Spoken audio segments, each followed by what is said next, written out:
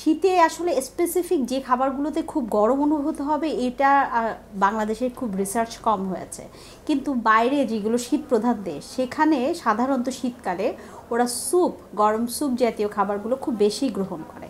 এছাড়া protein rich যে কোনো খাবার কিন্তু শরীরে উষ্ণতা বাড়ায়।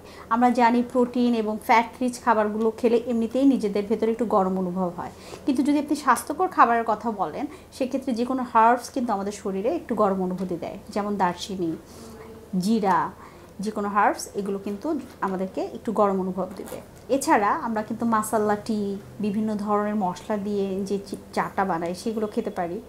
এছাড়াও ডিম, মাছ, মাংস, স্পেশালি মধু এবং যদি বলা হয় ডিমের ক্ষেত্রে হাঁসের ডিম, এগুলো কিন্তু বেশ একটু শরীরে থার্মিক এফেক্টটা বাড়িয়ে দেয়।